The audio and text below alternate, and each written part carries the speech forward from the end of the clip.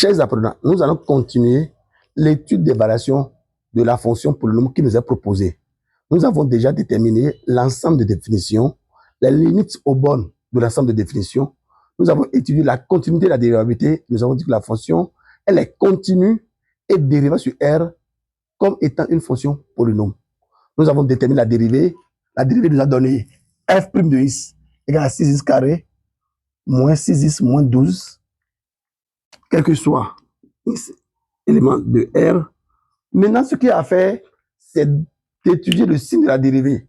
Le signe de la dérivée nous permettra d'avoir le sens de variation, c'est-à-dire là où la fonction est croissante, là où la fonction elle est décroissante. Sur quel intervalle la fonction est croissante, sur quel intervalle elle est décroissante. Donc, signe de f' de x. Posons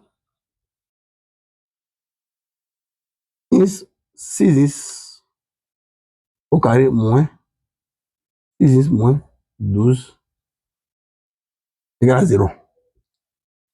L'équation 6x au carré moins 6x moins 12 égale à 0 est équivalente à l'équation x au carré moins x moins 2 égale à 0. Pourquoi? Parce que si nous simplifions, nous divisons par 6, 6, 6, 6, nous obtenons, si nous divisons 6 au carré par 6, on a x carré par 6, on a moins x, par 6, on a 2, et 0 par 6, ça donne toujours 0. Donc, cette équation, elle est équivalente à celle qui est ici.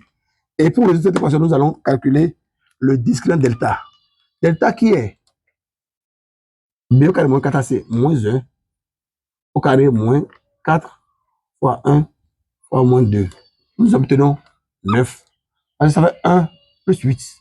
Donc, x1, ça fait moins b moins 1 moins racine de delta qui est 3 sur 2a sur 2. Et x2, ça fait moins 1 plus racine de delta qui est 3 sur 2a. Nous obtenons x1 égale moins 1, x2 égale à 2. Donc nous trouvons que x1, ça fait moins 1 et x2 égale à 2. Nous allons faire le tableau de signes de la dérivée. Donc ici on a x, ici on a f' de x, moins l'infini, moins 1, 2, et plus l'infini. Et là, la dérivée s'en est en moins 1 et en 2.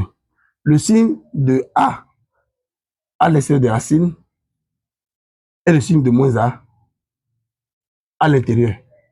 Donc voilà ainsi déterminer le signe de la dérivée.